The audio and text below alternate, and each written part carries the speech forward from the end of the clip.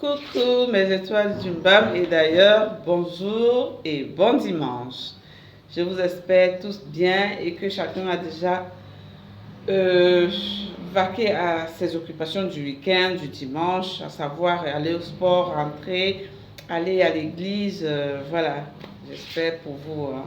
Et ceux qui ont du jokaïen, levez-vous, hein, levez-vous, allez faire du sport, dégagez toutes les toxines que vous avez encaisser pendant la nuit du samedi et après aller à l'église, même si c'est l'église du soir, faites un effort. Alors, mes étoiles du Mbam et d'ailleurs, c'était pour vous souhaiter un très bon dimanche. Je souhaite aussi du côté du Mbam et je souhaite aussi un bon dimanche à Georgette Eto et toute sa famille. C'est ma personne préférée, c'est ma personne personnelle, Georgette Eto. Bon dimanche à toi, big up. Je souhaite aussi bon dimanche à toute la belle famille, hein, à savoir tous les Ivoiriens. Voilà. Alors, mes étoiles du Mbam et d'ailleurs, je suis là ce matin pour vous édifier sur un point. Le point d'édification, c'est lequel? C'est la discipline dans nos relations. La discipline dans nos relations, comment est-ce que nous-mêmes nous devons nous discipliner? Comment est-ce que nous devons discipliner nos parents en ce qui concerne nos conjoints, nos petits amis? Et voilà. Parce que je vais vous laisser par la suite écouter la vidéo de Jamila. C'est une coach matrimoniale, Elle coach beaucoup sur les problèmes de couple. Et voilà, nous allons l'écouter. Vraiment, cette vidéo, quand moi je l'ai écoutée, j'ai compris qu'elle avait vraiment raison. Et c'est ce que nous devons faire dans nos relations. Beaucoup d'entre nous vont se reconnaître dans cette vidéo. Quand ton conjoint vient à la maison, ton copain, comment est-ce que tes parents doivent s'en prendre? Et tout vraiment, c'est très important. Je vous demande d'écouter la vidéo et en même temps de vous abonner. Mes étoiles, est-ce que ça fait du mal de se joindre à la famille des étoiles du Mbam et d'ailleurs que je suis, que nous sommes, que nous formons? Joignez-vous à nous. Petit doigt, piou, piou, piou, piou, piou, piou, piou, piou, piou, piou, piou. Abonnez-vous, abonnez-vous, abonnez-vous. Alors, je vous laisse écouter la vidéo. Hein. Alors, on se reprend. À plus tard. Bon dimanche. Bisous. Ouais. Le prétexte. Jeune fille, tu es en couple avec quelqu'un, tu n'es même pas encore en couple.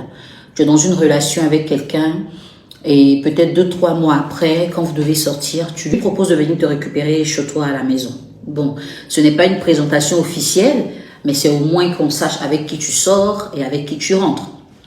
Et la première fois quand il va arriver, ta mère va être là peut-être, en train de manger. Quand il va prendre de ses nouvelles comme un homme bien éduqué, ta mère va commencer à lui raconter tous les petits problèmes de santé qu'elle a. Qu'elle n'arrive pas à se nourrir, elle ne se sent pas bien dans sa peau, elle a telle ou telle maladie. Dans la causerie, ce sera « Maman, tu es allée à l'hôpital? Ah, tu sais, mon fils, c'est compliqué à l'hôpital, c'est beaucoup d'argent et tout. » Donc, c'est un signalement pour lui dire que quand tu vas te lever pour partir d'ici, c'est pas 5 000 francs que tu dois me donner, puisque je dois aller à l'hôpital et je dois bien manger. Il va claquer 50 000 francs. Maman va à l'hôpital et puis tu me fais signe pour la suite. Effectivement, elle va y aller. Et à ce moment-là, ta mère commence à te regarder différemment. Tu as ramené un homme qui lui a donné 50 000 pour aller se soigner. Tu commences à devenir une femme un peu importante dans la maison. Le lendemain, après l'hôpital, elle va te dire, appelle ton mari, je vais lui dire merci. À l'instant, il devient ton mari parce qu'il a payé ses soins. Tu vas l'appeler. Elle va lui faire le compte rendu en lui précisant qu'elle a fait les examens mais elle n'a pas encore payé les médicaments. C'est un signalement pour lui dire qu'il faut qu'il ramène encore de l'argent. Donc à la descente du boulot, il va passer, déposer encore 50 000 francs pour que la maman de sa chérie puisse s'acheter les médicaments, qu'elle puisse les prendre correctement et que sa santé soit meilleure. Et là, c'est toi-même qui commences à te sentir importante. En 2 jours, ton chéri a laissé 100 000 francs et ce n'est que pour des soins. Sauf que ce jour-là, tu n'oseras pas lui demander de l'argent. Tu vois qu'il a déjà fait beaucoup. Le lendemain, tu vas l'appeler pour lui demander de te faire un petit dépôt parce que c'est chaud. Dans tes calculs, si en 2 jours, il a pu donner 100 000, ça veut dire qu'il n'a pas que 100 000. Alors que des fois, il n'avait que les 100 000 francs. Après avoir aidé ta mère, il va aller prendre un crédit avec un pote pour terminer le mois. Donc quand tu lui demandes de te faire un dépôt, il ne peut pas te faire le dépôt. Mais il ne peut pas te dire qu'il n'a pas l'argent pour ça. Parce que tu l'as déjà mis à ce niveau, il ne va pas descendre à ce niveau. Sauf que il est déjà préparé. Il n'a plus l'intention de remettre les pieds chez toi, puisque chaque fois qu'il y va, l'argent doit sortir. Donc, il va te faire croire qu'il n'a pas d'argent sur ses mobile money, mais qu'il le fera faire par quelqu'un. Et il faut que tu le préviennes dès que tu reçois. Tu ne vas pas recevoir l'argent, tu vas donc l'alerter. Il va tourner 30, 45 minutes après, te rappeler et te dire « Ah, dommage, le gars a fait le transfert, mais il a fait sur un mauvais numéro. » Tu ne peux pas te plaindre à ce moment. Il a fait ce que tu as dit, sauf que la personne qui faisait le transfert s'est trompée. Donc, tu es obligé de patienter que la réclamation soit faite et tout le train-train. Ta mère va commencer à demander après lui un peu plus, parce que ça fait quand même un jour qu'elle ne l'a pas vu. Et le week-end où tu comptes te rattraper de ces choses qui n'ont pas fonctionné, quand tu vas l'appeler pour aller chez lui, il te dira un truc dans le genre, écoute, on a un collègue qui a perdu son père, nous sommes en délégation, on va aller le dire Yako, je ne serai pas à la maison. Donc ça, tu vas le transmettre à ta mère. Et ta mère va prendre compassion de lui. Oh, mon fils, le pauvre. Et va chez lui à la maison, va faire un truc à manger, va nettoyer un peu. Comme ça, quand il va rentrer, au moins, il va bien manger au lieu d'aller manger dehors. Entre-temps, avant ça, par hasard ou par erreur, il t'a remis la clé de chez lui. Et donc, tu te dis, c'est pas une mauvaise idée. Je vais aller le surprendre en tant qu'une très bonne femme prévoyante. En réalité, il n'a aucune course à faire. Il a prévu aller acheter son garba à midi, manger, regarder sa télé, boire ses bières et dormir. Il sait que s'il te voit, tu vas lui réclamer l'argent. S'il va chez toi, il faut qu'il laisse l'argent à ta maman. Donc le prétexte est tout trouvé, je ne suis pas là, je vais à un deuil. Les circonstances de la vie vont faire que. Il y a toujours une ex ou une fille à qui il plaît, de qui il ne s'intéresse pas trop, qui va l'appeler. Tu es où?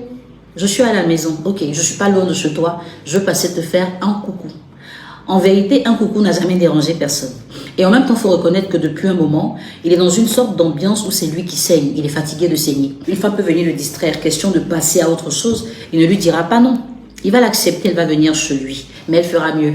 Elle va passer dans un supermarché, lui prendre ses bières préférées, ses liqueurs préférées, ses vins préférés, des chips, tout ce qu'il faut pour un chill à domicile. Donc quand il la voit, il est déjà content parce qu'elle est belle, elle est rayonnante. Mais en plus, elle a ramené à manger. Il économise l'argent du garba. Elle va lui demander, tu as déjà mangé? Non, pas encore. Ok, t'inquiète pas. Je vais commander à manger, on va nous livrer tout à l'heure. Elle va appeler les délices de MJ. C'est un super service de livraison de nourriture à domicile. Et il va leur envoyer la nourriture comme si c'était fait à la maison. Donc le gars va manger avec appétit. En même temps, il va lui raconter des histoires. Soit ils vont se rappeler du passé, ils seront en train de rire aux éclats. Et toi, tu viendras les surprendre dans cette ambiance-là, puisque tu as la clé. En bonne impulsive que tu es, tu vas commencer à t'extasier. C'est qui celle-là? Elle fait quoi ici? Tu vas demander des comptes et il te sortira la phrase fétiche. Ce n'est pas ce que tu crois, laisse-moi t'expliquer. Parce qu'il sait qu'à ce moment-là, tu ne veux pas qu'il t'explique quelque chose. Il sait que tu ne vas pas rester, tu vas prendre tes pieds et tu vas partir. Il te laisse partir. S'il te suit, il doit d'abord s'expliquer, te demander pardon et se faire pardonner. Ça fait 3 exercices qu'il n'a pas envie de traiter. En restant, il n'a aucun compte à rendre. En plus, il continue de chiller, il ne dépense pas d'argent. Et toi, tu es en train d'espérer qu'il t'appelle, parce que tu l'as quand même surpris avec une autre femme. Toute la journée, il ne le fait pas. La soirée, pareil. Le lendemain, 2-3 jours après, c'est toi qui essaies de l'appeler pour maintenant t'excuser. Il ne va pas décrocher tes appels. Il ne te bloque pas, mais il te fait des vues et ignorer. Là, tu es en panique. Ton réflexe, ce sera de contacter un de ses amis, le seul qui t'a présenté d'ailleurs. Quand tu vas lui parler de la situation, le gars va te dire, non mais tu as déconné. Cette fille-là, c'est notre collègue de travail. On était ensemble au deuil, elle a juste raccompagné parce que sa voiture avait un problème. En fait, ils se sont déjà parlé. Il a déjà briefé le gars sur le scandale que tu es venu faire. Il ne lui a pas dit quoi te dire, mais le gars est déjà un professionnel pour défendre son ami. Donc il va te faire culpabiliser au point où tu voudras même t'excuser auprès de la fille. Mais il te dit, non, calme-toi, je gère. Tu attends qu'il te fasse signe. Il ne te fait pas signe. Quand tu le relances, il va te dire, je l'appelle depuis, il ne décroche pas. Je suis même passé chez lui, je sonne, il n'ouvre pas. Mais t'inquiète pas, je gère. Les jours passent, et puisque tu es une Finlandaise, entendez par là une go qui a faim, tu ne travailles pas.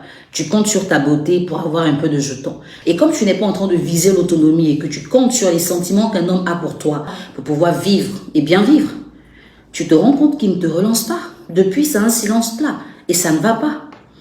Tu vas prendre ton téléphone et rechercher dans ton répertoire lequel des pointeurs tu peux appeler avec qui tu auras au moins l'argent du transport. Et tu vas en trouver parce qu'il y en a plein. En général, tu choisiras celui qui rêve de te voir depuis longtemps. Il va t'inviter quelque part prendre un pot. Et c'est ce jour-là que ton chéri va décider d'aller aussi prendre une bière dans le même endroit. Quand il arrive, c'est toi qui vas en premier. En fait, quelque chose doit se passer là. Il t'appelle. Tu es où? Puisque tu attendais cet appel-là depuis longtemps, tu ne peux pas prendre le risque de ne pas décrocher. Et tu sais qu'en général, un pointeur qui n'est pas encore bien installé, quand vous êtes ensemble, que tu reçois un coup de fil, il profite pour passer un coup de fil. Donc le gars n'entend pas ce que tu dis, tu n'entends pas ce qu'il dit et tu essaies de mentir à ton chéri. Je suis à la maison. Il dit, ah bon? Mais moi, je suis dans tel endroit, je te vois, tu es assise à côté d'un homme, tu es habillée comme ci, comme ça. Quand tu lèves la tête, vos regards se croisent. Donc, on n'a pas besoin de te prouver quoi que ce soit. Tu sais qu'il a raison. Et là, il va raccrocher le téléphone, te bloquer partout. Tu ne peux pas le suivre. Parce que si tu le suis, tu devras faire les 3 exercices que lui n'a pas voulu faire quand toi tu t'es fâché. Et tu risques de ne pas avoir l'argent de la part du pointeur et rentrer bredouille, alors qu'il n'y a plus rien à la maison. Ta mère a besoin d'argent, toi aussi. Donc tu vas serrer le cœur, rester jusqu'à la fin pour espérer avoir comme transport 50, 100 000 ou 200 000 qui vont te faire tenir la semaine. Le lendemain, tu vas appeler son ami. Et lui, il va te dire, ma belle, tu as tout gâté. J'avais parlé avec lui. Il était sur le point de te pardonner. Il a dit qu'il allait sortir prendre une bière. Et il m'appelle pour me dire qu'il t'a vu avec un gars. Il avait posé sa main sur ta cuisse. Franchement, moi-même, je suis désolée, je ne peux rien faire. Qu'est-ce qui a créé tout ça? Le fait de se rendre compte que une femme qui me plaît me coûte autant d'argent alors que je suis un jeune qui se débrouille, soit en entreprise, soit à son propre compte, ça fait peur. Parce que pour des millionnaires ou des milliardaires, claquer 100 000 francs en 2 jours, ce n'est rien. Mais combien de jeunes cadres dynamiques vous connaissez qui sont payés à hauteur de millions et qui peuvent se permettre ça? Et même s'ils sont payés à hauteur de millions, ils ont des charges en rapport avec leurs millions. Quand un homme se rend compte que tu es une source de dépenses pour lui, alors qu'il n'est pas capable de dépenser, et que toi, tu ne te rends pas compte que tu devrais être une aide, les plus crus te diront, je ne peux pas. Les moins crus vont mettre un terme à la relation. Et à ceux qui sont stratèges, qui vont te faire passer un message, comme le cas que je viens de décrire aujourd'hui. Je ne sais pas si tu l'as déjà vécu. Ce n'est pas l'histoire de quelqu'un. J'ai pris le temps d'observer les circonstances, les situations et les histoires des gens, et je comprends pourquoi beaucoup d'histoires s'éteignent avant même qu'elles n'aient réussi à être allumées. Fais attention, chérie. Un homme qui t'aime ne vient pas investir en toi. L'investissement qu'il vient faire est sentimental et émotionnel. S'il a les moyens, tant mieux. S'il n'en a pas, tu devrais être l'aide qui l'aide à en avoir. Mais ne compte pas sur ton corps, sur ta beauté, pour garder un homme. Et surtout, discipline tes parents. J'en ai parlé dans mes livres. Discipline tes parents. Il faut qu'ils comprennent que ta relation amoureuse n'est pas un investissement. C'est pas sur ça qu'ils doivent compter pour guérir de leur maladie ou réaliser leurs projets. Il faut qu'ils respectent les sentiments qu'un homme a pour toi, qu'ils respectent leur famille, qu'ils ne deviennent pas une charge. Je suis curieuse de savoir un peu de quoi parlent mes 3 livres. Ils sont disponibles. Il faudra juste lire la description entièrement pour avoir toutes les informations, passer ta commande. Et n'oublie pas que notre podcast 20 minutes d'enseignement sur les relations hommes et femmes, mode d'emploi est disponible aussi. Envoie un message WhatsApp sur le numéro qui t'est donné en description et tu pourras l'avoir quand tu veux. La prochaine fois, on parlera d'un autre sujet. Si tu ne veux pas le rater, abonne-toi, partage, like et puis invite tes amis à découvrir ce que tu viens de découvrir qui te fait du bien. Les hommes, c'est pas fait contre vous. J'alerte juste mes sœurs pour qu'elles vous facilitent la vie. N'est-ce pas?